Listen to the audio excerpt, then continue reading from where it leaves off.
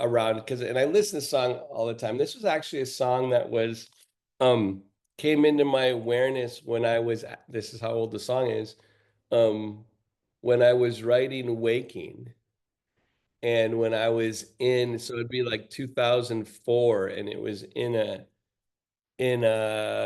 intense part of writing the book, but it's gonna actually tie into class, kind of. I'm gonna make it work because that's what I do. But because the lyrics of this are so good, I'm gonna read way more of it than I usually do. Lights go out and I can't be saved.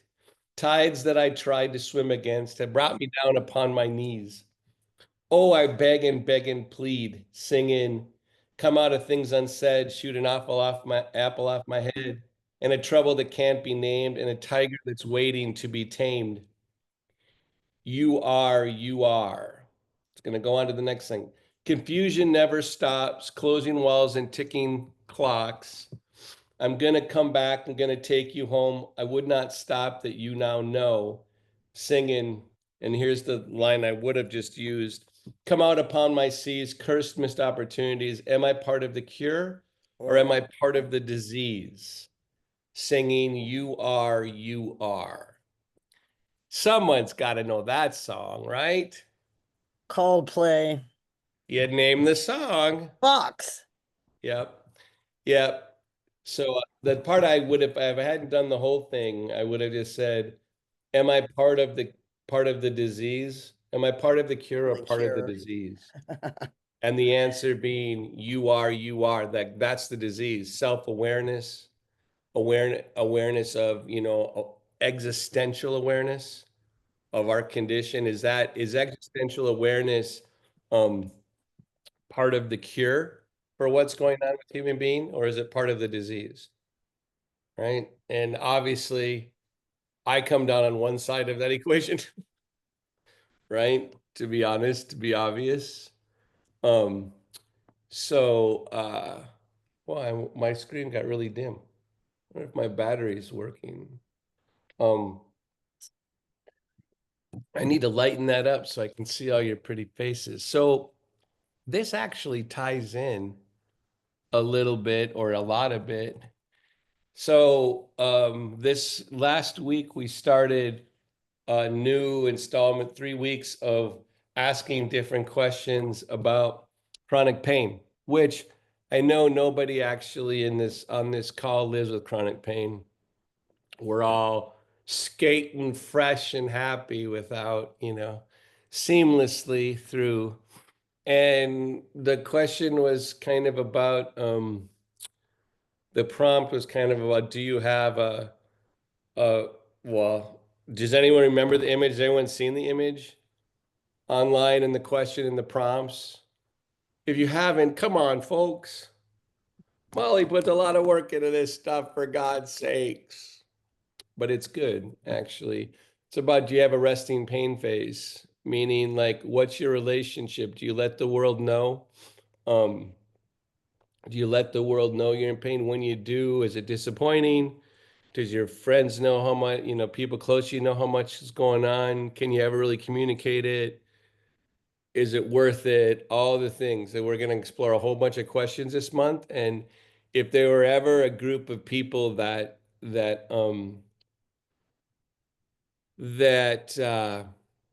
would actually have something interesting to say that maybe a whole bunch more people should listen to, this would likely be the group. Okay. But so there've been some responses that I've been lucky enough to be thinking about that have come in the first day. And by the way, these are coming through social media, but you can sign up and get the wrap up of people's responses at the end of the month. And there's some, you're going to be amazed at the cool things that are being written by your peers in this community. But there was one that I'm going to call her. I don't think she's on the call, but it's, I think she's, I mean, she'd send it to us. I don't think it's all private. It's Karen Way. If you know Karen, she's quite an artist and stuff. But she said this, which I think is really, really relevant. She said,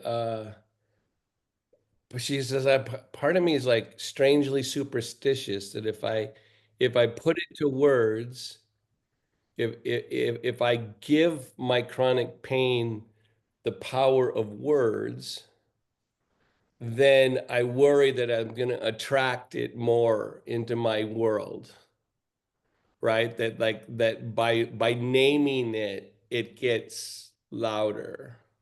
Mm. And and that's a, and that's a, and then so she tends to not do that. But then so she doesn't, I can't remember the exact quote. Ma, you don't have it right there, do you? Is that a hard ask, No, Sam? I'll get it. Just give me Yeah. a minute. Because in a way I don't want to keep paraphrasing it, but she ends up saying, um, she makes a comment that there's a line that in yoga classes actually bugs her, that often she's heard said. I hope not in our community, but like kind of like be open to everything, right? And she's Yeah. like, hell no. I am not going to be open to everything, right? Do you have it yet, Molly? Or One more minute. okay. So I pretty much got it, but I think that this is like a really one of the things that we all sit there and wonder about and talk about. And this week we want to kind of gather insights about it, and who knows what'll come of it. But can you see now the relation, just pause, and without me being too obvious, how the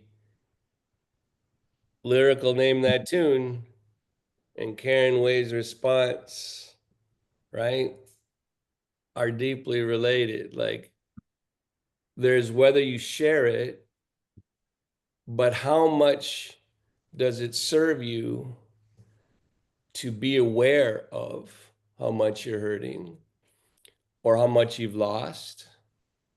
How is there a place where too many words about it actually empower it? I put it in the chat, Matt. Okay, it's in the chat now. I'm going to read it because I feel like I got to get in the chat here. We're playing high level chess for me. Okay, so here it is. I hope it's too late now. I can't go back and say it's not Karen Way. Hope it's okay that right? Were those done in private, Molly? No, no, they Yeah. weren't. We'll share them anonymously at the end, but Karen, I'm Yeah, sure. so it's anonymous. It's not Karen Way. It's anonymous. Okay. I'll write her an email and say I'm sorry. I don't think she said anything too bad here though. So glad we're recording this. Yeah. No, I try not to talk of my chronic pain because apparently I have a anxious superstition that talking about it can invite it to become worse, and remaining silent gives me the feeling of control. The practice of welcoming everything, pushing away nothing is still a mystery, right? Who doesn't totally get the ongoing dilemma of what Karen's put into words there, right? And that's one of the things, one of the things that I found in my yoga practice, is that there are times, and this doesn't work for how people think about pain, but there are times that as I become more grounded in my body and more connected to my body through my yoga practice, and it still happens to me, that I discover that I'm in pain, that you uncover something that maybe, and they have a thing called brain smudging. We do a thing called brain smudging where you smudge, you stop listening to certain things because you have to, your brain smudges it. And that's part of like when let's say you hurt your knee and it's very functional at first, your brain smudges the pain inputs, right? And then so you can walk a little bit better. But what happens then, it forgets to listen and it forgets to give it attention, and then that impedes rehabilitation. This is one of the more, and that's what they're thinking is going on. So So denial ain't just like a psychological thing. It actually can affect the inputs that are making it through into you remember, I always say the mind's the last of the party. Like your body's only feeding certain amounts of information to your mind so you can have a coherent sense of self, right? This is a great narrowing. To have a mind is not a great expansion, it's a great narrowing. So we can then expand on the other side of living, right? So, so blah, blah, blah, blah, blah. So the point being, obviously, yoga is going to make you, in some ways, at times, more aware of the pain. Whether you put it to words, that's a whole other question, right? Is awareness of what's actually happening in your body and actually in the world. And let's shift this out into the world. Who's having a hard time being aware of the complete shit show that's going on in the world right now? Like there's a point where I'm having to, I almost dropped an F-bomb there, right? I'm having to literally and actively go, I can't take it all in right now. I can know and hear what's happening. I am whatever about it, but I can't, all the information isn't helping me be the kind of human being I need to be to do what I can do to help this change. We all have different roles. And I'm so grateful that someone's looking at every social media post and Twitter, and I'm glad someone else is doing that, but it can't be me, right? There's a point at which we do have to shut down awareness. And one of the things about like even breath awareness, there are times where you don't want to be as aware of breath, right? There are times you don't want to be, like I always joke, my quintessential example is a lot of times I don't really want to be in the present when I'm packed into an airplane, right? I don't really want to be feeling everything on an airplane, especially the person yakking, coughing behind me, the little kid pushing on the seat. There's a place where you go, I'm letting it all down, right? So this question isn't just about pain, it's about how much awareness is useful and do you need to master it? Do you need to master when? Here's another example, a traumatic example from my past, and then we'll start exploring this question. So after I had survived all that I survived as a 13-year-old, and all these things happened kind of to me that I didn't know. I mean, I was in a coma, but also I was even a lot of the very violent, life-saving corrective violence that happened to me to save my life, I was always kind of in a state between, I wasn't fully awake. I was drugged out. I was almost dead. There were a whole bunch of things happening. So I thought the idea that I should be more aware, and if I was more aware, I would somehow not, I would be able to absorb the trauma differently. So it comes down to 18 months after or a year after I break my femur bone doing yoga. Okay. We're gonna get the rods out. Is this in waking? I decide I want to be awake for it. And somehow I'm gonna take back my power, right? Because I've been a passive absorbing whatever. And I can tell you, so they did a spinal block. And I can tell you during orthopedic surgery, it's better to be asleep. It's not a cool thing, right? I mean, I could give you details about the rubber mallet and the downward force and the chisel and the bouncing on the table and stuff that happened, right? It got so bad that I started telling jokes in the OR, right? I started like, oh my God, I was trying to somehow pretend this wasn't the most bizarre thing. And finally, the doctor comes around the screen because I couldn't see it, thank God. He comes around the screen. He goes, would you mind if we put you to sleep? I'm kind of busy right now. That was one of my quintessential things of like knowing I don't want to be aware of everything, except I've dedicated my life to feeling a lot, right? Feeling not just emotions, but what's happening in a body that's got a lot of stuff in it, including chronic pain. And in the big picture, it strikes me, I wouldn't trade. I want to be aware of my whole body so I can surround the chronic pain. So it doesn't have me at its edges. When chronic pain is at your edges, you really lose freedom. But you're kind of like the frog in boiling water. The frog in boiling water jumps out. And the water comes to a slow boil. You don't notice. All of a sudden, then you don't notice what's going on in your body. You're not listening to its feedback and too much. So we got Karen Way articulates a huge thing, right? Except it's not Karen Way, it's an anonymous wise person. So we're practicing inward to outward dimensional awareness. Sit up straight and tall. I think existential awareness, and I'm just like 1 or 2 pages away from finishing the book, right? Is part of the cure. I think awareness of being here, not just mentally, but especially to the body, will bring about more compassion and nonviolence. I think seeking on the inward dimension is part of our evolution now that our threats are coming from us rather than from the environment. We got work to do. Feel your feet on the floor on your foot pedals, sitting bones. Everyone on the call, to varying degrees of practice, can extend their spine.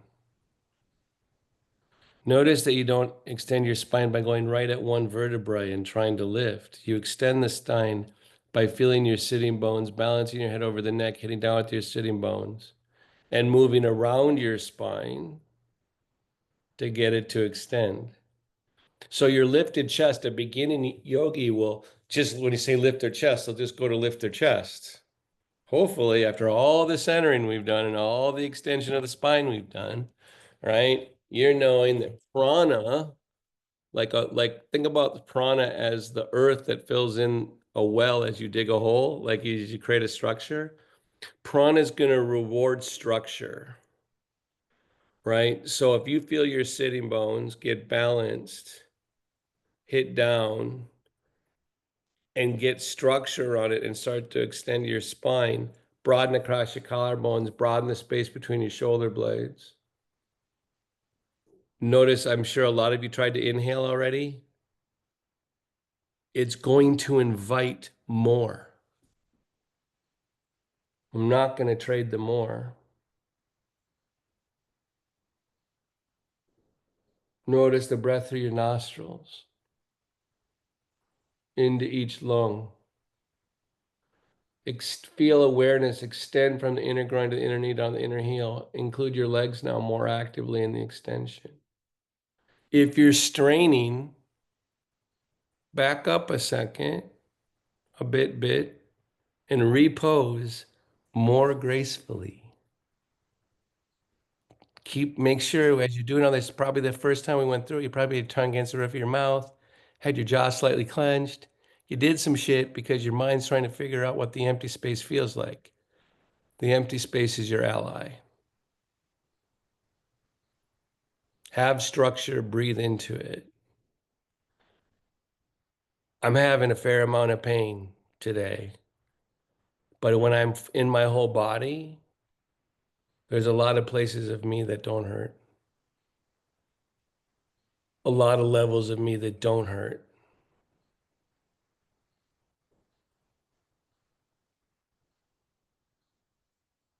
Let go of, close your eyes top to bottom. Let go of your day. Prepare your mind to celebrate being alive through asana.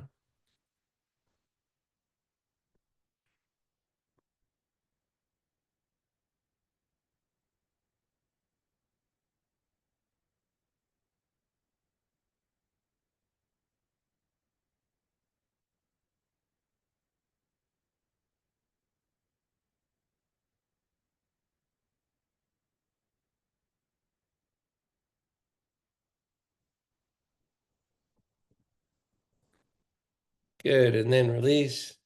Take your sternum up towards your chin down over your sternum.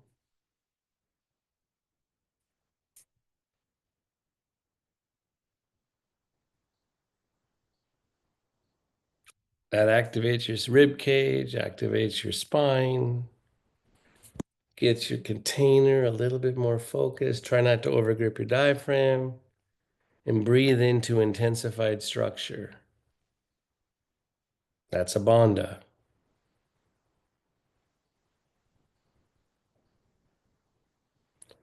Raise your head up with closed eyes, open your eyes. So the structure of lifting your chin and lifting your chest and dropping your chin allows for the nadis or whatever to line up a little bit better. So the mind, this is the whole premise of the book I'm just finishing. The mind isn't the best suited to deal with emptiness. Judge, judge, judge, judge, judge, judge. Can't sit with it, can't sit with it. Judge, judge, judge. Oh shit, that really hurts. Oh shit, that's getting louder. Oh shit, my awareness is noting the loudness now. Oh shit, I'm getting lost on a river. I'm going into the river. Oh shit, that really hurts. And it does actually hurt. And then all of a sudden it gets louder. And all of a sudden your awareness starts to feed the wrong stuff. Yeah, start to move around. So I don't want you to go pick the most painful thing on your body right now and dive into it. I wouldn't do that, right? Question is, now that I mentioned, are you doing it anyway? Don't do it. One of the things I noticed that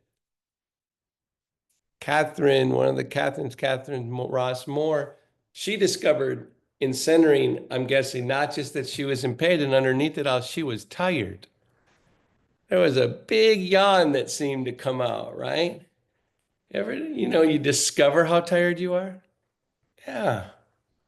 Yeah. So I'm moving around thinking, rhythm don't suck. As I read a couple weeks ago, rhythm strings beaded necklaces through the abyss, right? It shows you that there can be continuity, right? In movement. The question is, do I just stay on the outside of the movement, right? Do I just kind of let the movement do all the work? Or do I try to engage more of my nervous system so inner and outer awareness combines into the movement? So I came in here kind of hot to class. I was at another thing and I just realized that I still have my shoes on. Talk about awareness that got caught in different places in a screen, right? Better take off my shoes as I look at my feet. Gotta have my shoes off, for God's sakes. Take your legs wide if you can. If you can't take your legs wide, change your base.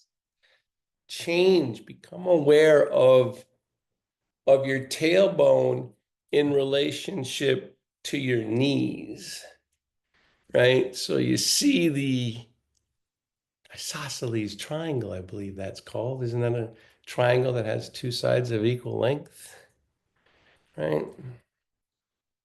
Let the structure open your awareness of the structure, because the mind can't necessarily feel the isosceles triangle without there being structure. So if you push down through your tailbone and touch each knee or be on each knee, then you got a structure, because the mind needs reference in order to enter the body, because the mind's not as here as the body. So I'm extending my spine. We're doing our constant warm-up that I like doing every time because it makes me a better teacher. I don't care if you need to do it. It makes me a better teacher, right? Right? We're having this is the part where you were in a musical playroom and everyone's just kind of strumming their own instrument for a second and they're making whatever noise they want to do. I just want to make sure you're shifting gravity and you're noticing. You're noticing that. Does anyone have the tendency with respect to chronic pain? I do this way more than I should.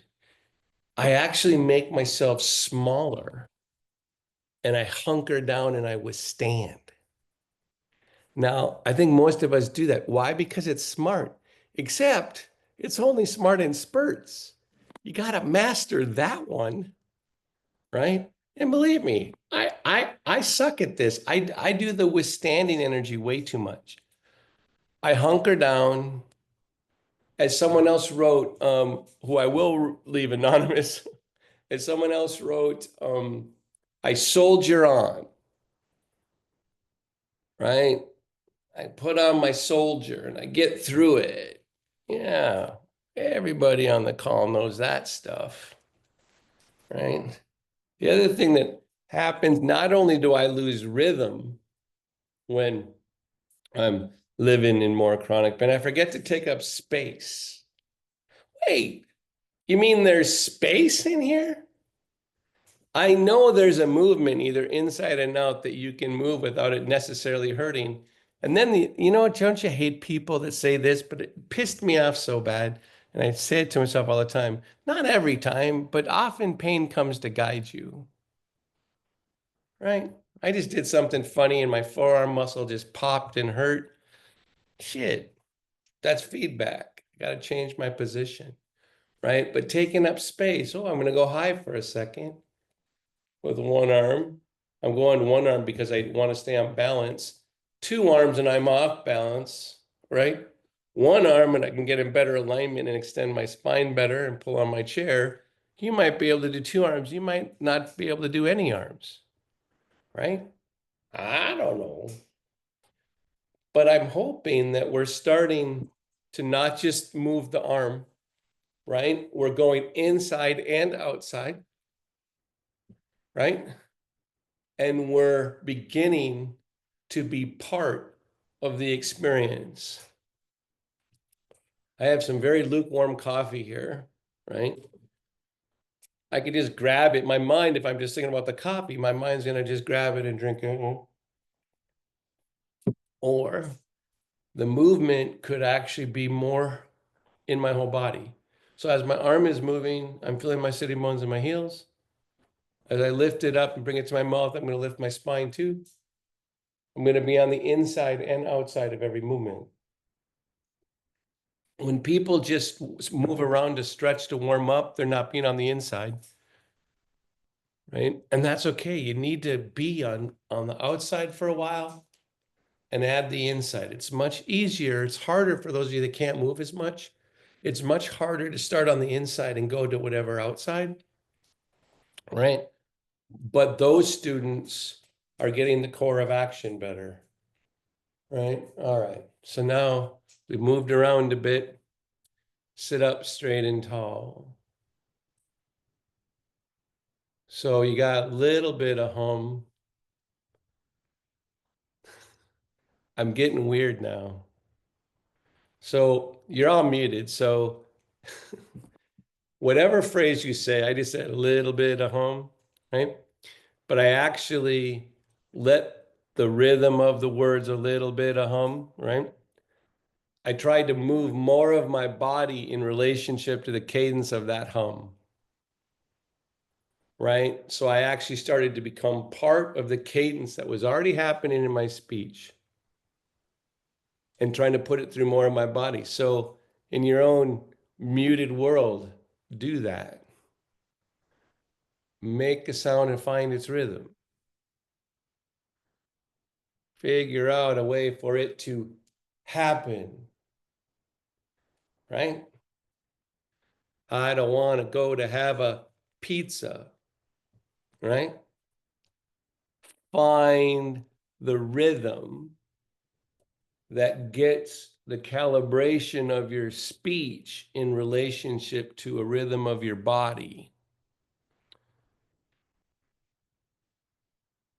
These are the inner and outer awarenesses that you're trying to light up to bring into yoga poses.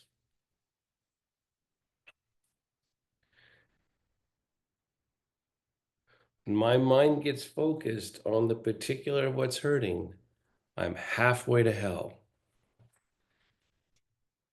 Inhale up, exhale, take a hand on the outside, take another arm behind you.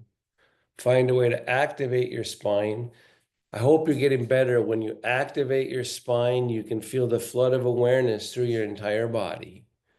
Spinal awareness, not your brain, not your mind. Your extending spine sends the prana, not your intention. Inhale, lift up, exhale, revolve. Right? And then release. Mind has to be part of it. I have to decide to do some of the movements, right? I'm trying to be inside and out. I'm going to the other side. I'm finding my balance point over here because I know balance matters. So my mind's involved. But when I want to make the fuller awareness, it ends up coming from lifting my chest and extending my spine. Inhale, lift up, exhale, revolve. If I want to ruin the full flood of pranic awareness, I could try really hard to crank the twist really far. Inhale, lift up, exhale, revolve, lift under the collarbones, broaden across the shoulder blades. As you do between the shoulder blades, you do that, hit down through your sitting bones, extend from the inner groin to the inner knee. All those things you're already doing. Now breathe into the action, whether you're moving or not. Good, and then release. Prana follows consciousness. Consciousness isn't just your mind. Do we need to twist the other way? Did we go one side more than the other? We did both sides, we're good? Okay. Prana. So now I'm going to do a little bit of a back bend, but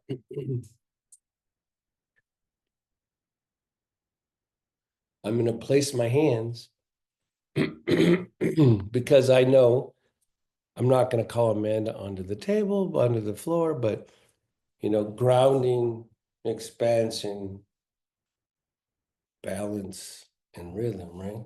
I put my hands down here. Those are the four sensations, right? Put my hands here. I get my bones. I hit down. I feel the earth. I find the earth through my bones. I push, so I'm grounding. I start the expansion. If I'm way off balance, it's not going to go as well. So I'm grounding here. I'm lifting under my collarbones, right? When I ask you to expand between your shoulder blades, that's actually a grounding instruction, right?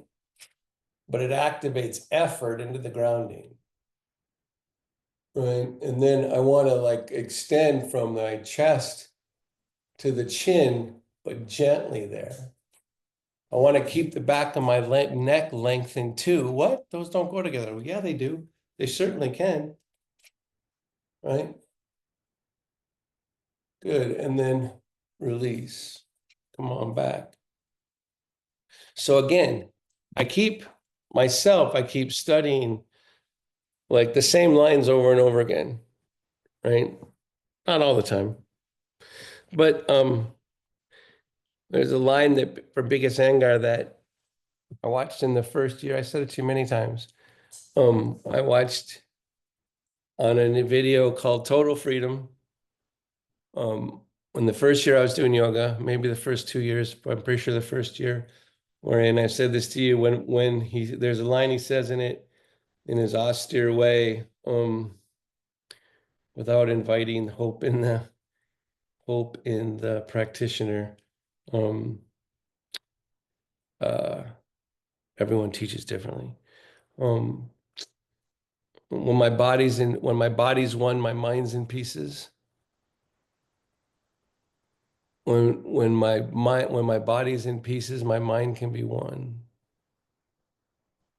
So there's a legitimate criticism, I think, of Angar Yoga that it tends to be a little bit joyless because so much time is spent in realizing the pieces of a pose that you get caught up in achieving the pieces and forget to feel the whole, right?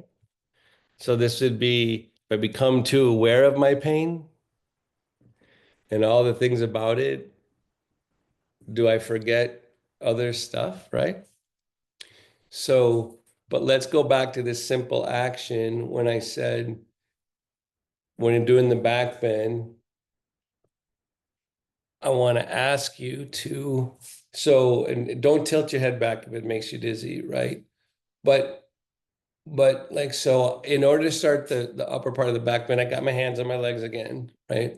I'm only doing one hand, but I'm putting my hand here on the center of my chest because I know from doing a lot of back bends in my life that, and I'm fused here too, but the upper thoracic, right in here is the most knitted together bones we have. So this is the hardest part to back bend. And then I'm fused here, so it's really hard. So I already know I need to get suppleness where the bones are actually extra rigid.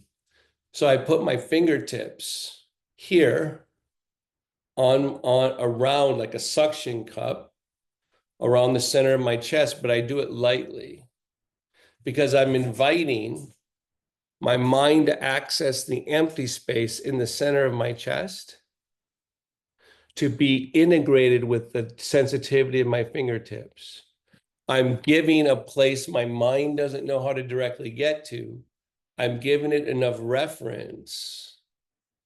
So when I cup I'm getting way deep into this, right? But I'm telling you, all this stuff helps. So when I cup over my chest, right, there's a space between where my palm is and where my actual skin is. It's empty space, right? I'm going to do this and then kind of intuit the empty space between my hand and my chest and invite the empty space in my chest to get attracted to the empty space that's being cupped by my hand. Give it a try. So you could just cup like here and go like, this is a thing to do, right? Or you could touch and go, wait, this is an invitation for me to lift my chest gently from the center of my chest into the empty space that's cupped by my hands. Am I way too far on acid today? Can anyone feel what I'm talking about? Yeah. This is why I choose to be aware. There's freedom here. Okay? There's freedom. My initial pain response is to shut this shit down, right? And sometimes I need to do that, right? But I'm watching how my chest lifts. Now, this awareness that I took pains for us to feel is going to be the level of awareness that's going to allow you when you start to take your head back, and I ask you to feel the front side, your mind's going to do that too quick and shorten the back side of your neck, right? And that's going to give you a chance to get more dizzy. Okay, or you can, or have it be more violent, right? Now I'm asking you to be aware of the parts of everything so your mind can be unified as it moves. When you just do it this way and throw your head back, your mind's in pieces because you're not realizing the different parts of your body and the different parts of your consciousness, right? Okay, so now here, that already softens me, right? I start to lift. Now I'm going to start to go back over my chair and I'm going to go open my chest. And now I'm going to start to lengthen. I just don't tell you to lift your chin up or lengthen your chin. I want you to feel the skin from the place where your hands is going up to your chin. But as you do that, right, at first, just do that. Be aware of that part of it. The relationship of your fingertips on your chest and this skin lengthening, and just go as far as is comfortable and then back down. Now, I want you to use this subtler awareness to feel this, meet it, invite the empty space. Now, as you take your chin up, I want you to use this quality of awareness to help you keep the back of your neck longer as you lift your chin. So I'm not even talking making it like the back of your neck longer physically. Kind of I am, right? But I want you to figure out a way to keep your neck extended from the suppleness from your chest, your neck extended as you take it back. Now, and then come on back. Oh God, all of a sudden I feel like the treasure trove. I want to give you like a zillion instructions. So all this awareness probably made you leave your legs, right? So I'm gonna bounce on my legs a little bit, like shit. And I'm gonna realize that space between the empty space between my palm and my chest is kind of similar to the feeling of lightness I get when I bounce around. They're qualitatively similar, right? They got an inside dimension, right? So now, when a yogi starts going, it's like, wait, I see something, I can get a glimpse of something. How can I use my yoga practice to actually help me amplify it without effing it up, right? Well, here we go. We're going to try it again. Well, all we're doing now is making the body and the awareness be in pieces, front, back, chest, over, up. Where all of a sudden, all this, if we were to graph this, we'd have all these different vectors going on, right? If we were to diagram it out, right? And so here, I'm going to do it again. I'm going to go back. I'm not going to go as far back this time because I want to practice the awareness. So again, I want to let this expand, stay grounded to the bones in my legs enough to feel the back of my neck. I just snuck that extra cue in there, right? And then once I do that, now I'm going to broaden across my collarbones. I'm going to just feed it, man. I'm going to feed it. I'm going to feed it by opening horizontally.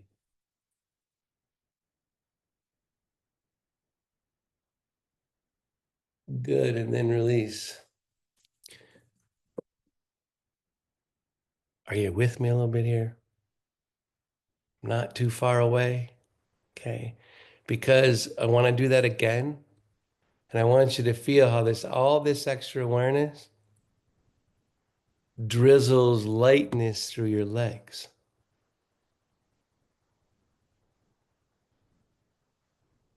I freaking love that.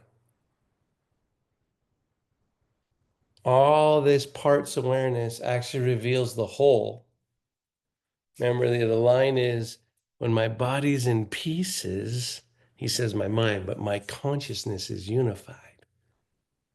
I don't miss as much.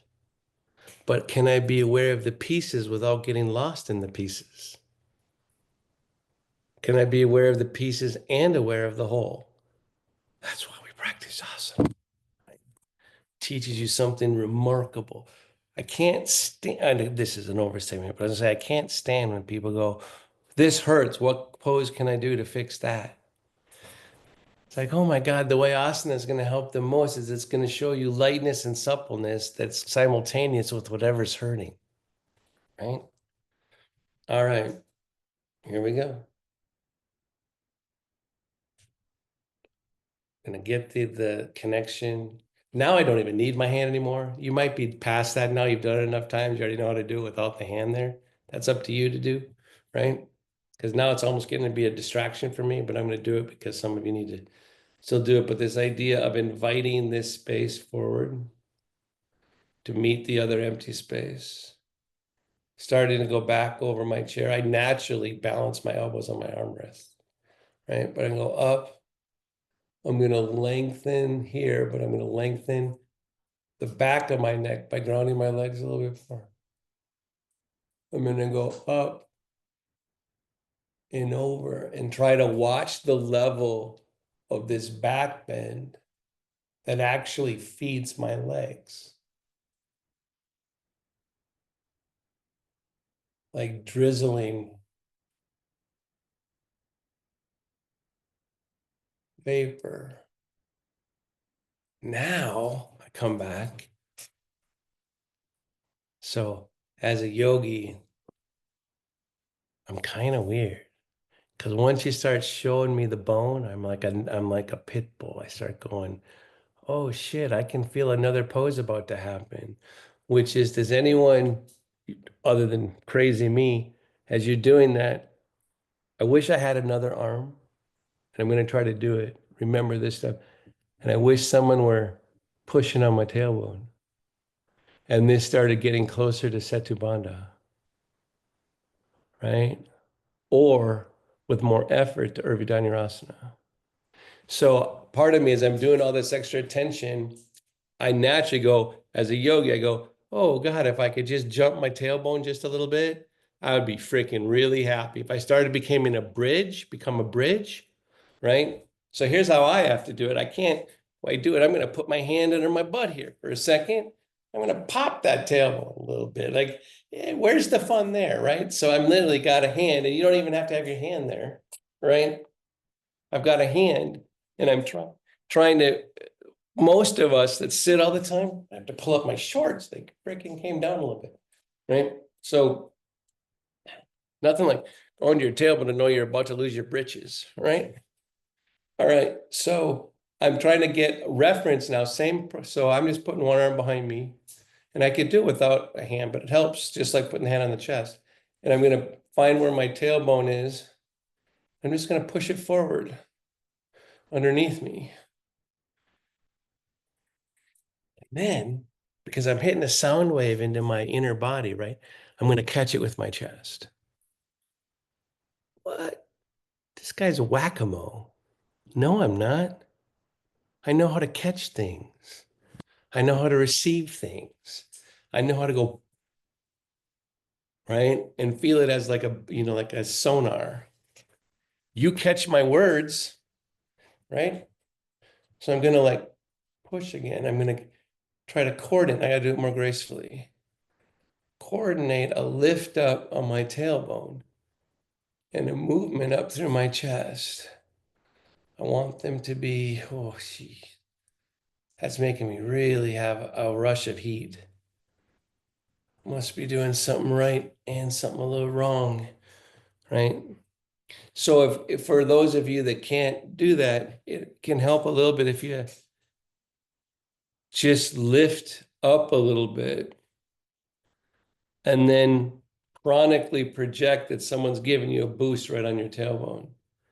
If anyone's been being transferred before, and someone just pulls a little bit on, goes with you and pulls you on your belt loop, all of a sudden the energy goes through your whole body. Anyone had that experience? I'm trying with transfer and someone gives you a little bit of help right there, and all of a sudden you go, whoo, and you freaking fly right through the air and they hardly touched you. Yeah. They gave your spine a sense of direction. Your mind was denying your spine connection to the sense of direction. Wouldn't it be nice if we could all make our butt just a little lighter? Right? So when we're trying to transfer or stand up, you weren't pulling dead weight, right? Your mind wasn't just moving too fast. That's what I want you to do to coordinate, right? Remember those weird classes I taught about Mexican jumping beans in the base of your spine? Learning to jump around a little bit. Get that jumping energy going, right? Connect it to your chest. So I'm doing it a little faster. It's like, hey, it's almost like getting goosed in a good way, right? Oof, puts it right up through your spine. Okay, so now I'm going to sit with that feeling and let the pranic imprint from the past start to feed the pose that I'm about to do. Right? So like Angelique is lifting up and doing some weight bearing release. You can take that lightness into this pose just located in your tailbone when you back bend, right? That's the trick about having memory. One of the most important features, according to B.K. Sangar, of an advancing student is memory, right? All right, so I'm going to feel that lift, so that bouncing lift. So I'm going to try to revisit it where it's easier, right? I'm going to just put my hands on my thighs, and I'm going to try to move my thighs out a little bit, but I'm going to try to remember that bounce, that lift, that goofiness. And I'm going to try to make sure in a way that wasn't the case earlier in the class when I pushed on my knees and did the back bend. Now I'm adding another part, right? I'm not just doing this to think more about my upper thoracic. I'm doing this and trying to include a lightness and bounce in my tailbone. Because for those of you that have ever done it, I'm on the hunt for Setu Bandha. Because eventually Bika Sangar will put a wood block there, trying to let that energy sing out like a singing voice, as the energy of the base of your spine to sing out. like a singing voice rather than a talking voice, right? So I'm doing that extra little bounce. And then I'm catching it with my chest, lengthening my chin, right? All of a sudden, I just am totally seeing why Setu Banda. Biggest Singer calls that pose the gift to humankind. Right? Interesting. Right? So I'm catching all the movements, right? I'm making sure I include lightness in my tailbone, right? Now it's hard. So I've got that feeling in my body. So I'm going to trust that prana from the past can actually influence prana in the present in a way that's not just my imagination, right? It's prana. Okay, so now we're going to do all the extra stuff with the chest, but as we go back and ground, I want you to have your tailbone be lighter as you go back, right? Okay, so remember, there's all this stuff still. Don't have to do it all. You have to remember the feeling. That's why you sequence the length of the front and the back of the neck. So I'm going to do all that, which is hard to do that and bounce at the tailbone. Get light there, but I'm going to try to do it. Oh.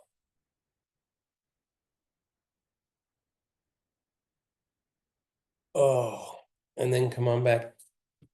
For those of you that know Setu Bandha, and even if you don't, you lie on your back and you basically put a wood block underneath your tailbone, right? So your shoulders are on the floor and your heels are on the floor, but you're bridged, right?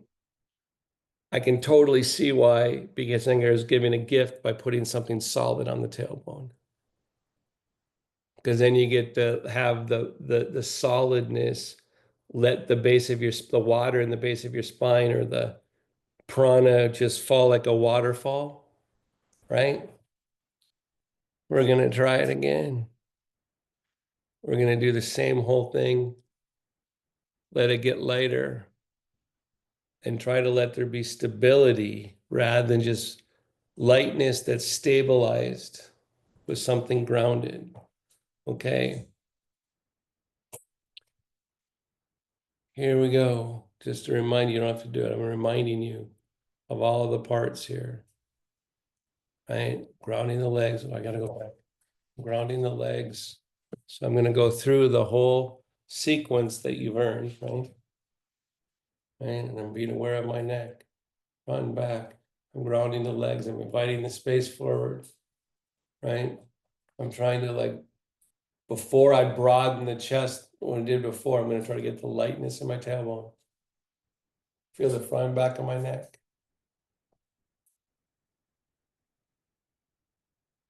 Feeling awareness in my legs. Not just letting there be bounce now, let there be the propelling energy upward and skyward. As you get that, and you keep the tailbone and the feet in awareness, broaden across the collarbones and between the shoulders.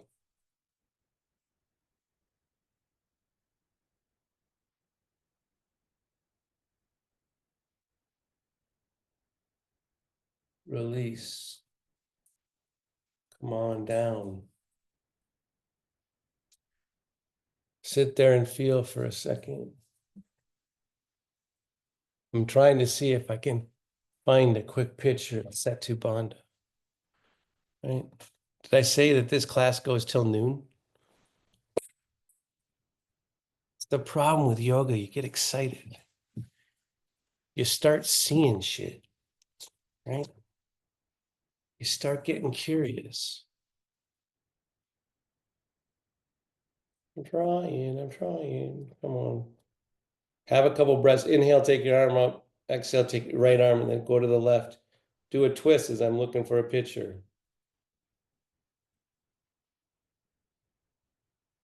Inhale, lift up. Exhale, revolve. What's crazy is I'm doing that as they don't have Setu Pond in this. I'm going to be mad. And then come on back to center.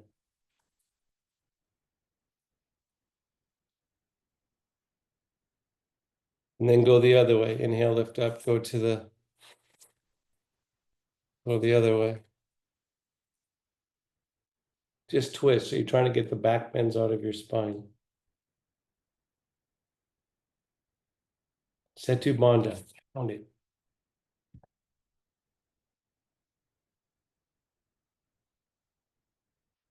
Inhale, lift up, exhale, revolve. Okay. And then come on back to center. She's doing it without a block because she's a fancy pantsy, really good yogi. Eventually you do it without a block, right? Okay. So, oh, sure, sunlight. Why don't you make it harder for everyone to see? Can anyone, for God's sakes, come on now. Let me get out of the sunlight here.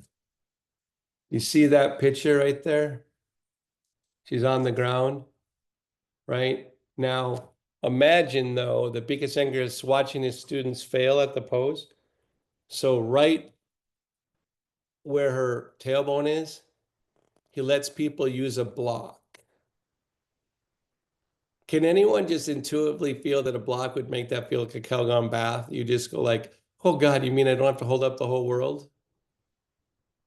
Right? That I get to fall like a river on each side.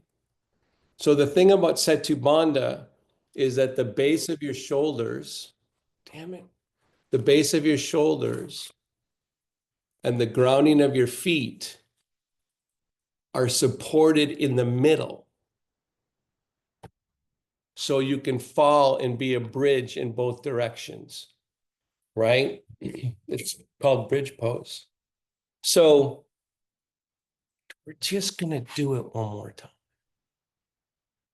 So all this thing I was trying to get you to jump with your tailbone and all this weird crap, right? All this stuff, all this chest stuff was trying to get the lift of Jadharabandha, right? All the connection to the legs, trying to get you to remember your feet on the ground in Setu Bandha, right? So we start here at the chest, we start to get the earth. The legs are going away, but the tailbone starts to rise. As you lift the chest, you lengthen the back of your neck, right? And then you allow support at the tailbone upward. Your feet.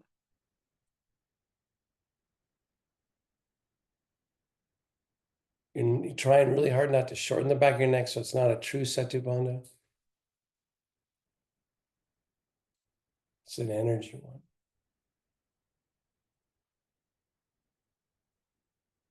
Good, and then release. Come on back to center. So if you have to go, do a quick little twist and be nice to yourself. So I'm grabbing my knee and twisting a little bit, grab my knee and twisting a little bit. But I know I'm about to do Shavasana, right? So now I'm going to sit and start to let find structure my feet, my sitting bones. I have my forearms on my armrests. I'm getting empty. I'm softening the inside of my mouth. I'm letting my eyes sink under my cheekbones, right? But I'm keeping my chest, my spine a little bit alert. And then I'm going to fall into my chair. From alertness used to feel support to relinquish the alertness to the support.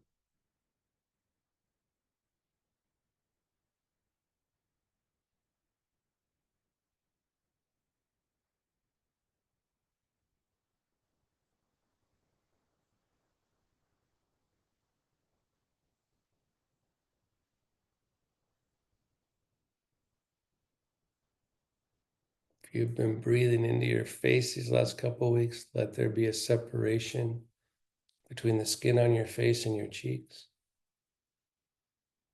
Another way to say that is let your cheeks deflate.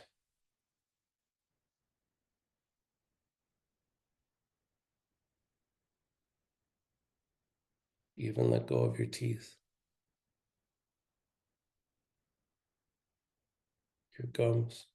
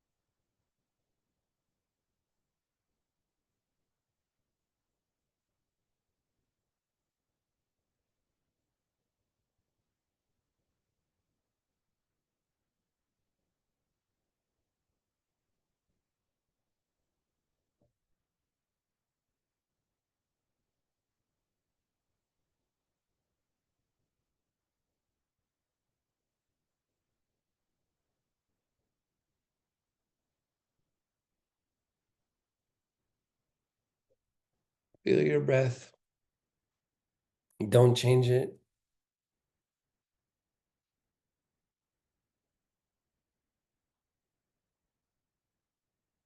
Thank your body.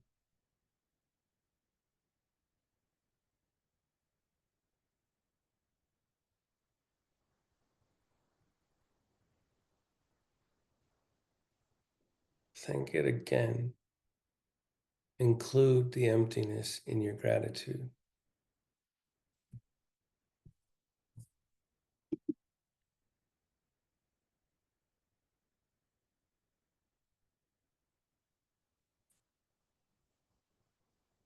Gratitude brings direction to emptiness. Start to bring yourself back, slightly deeper inhalation, slightly longer exhalation.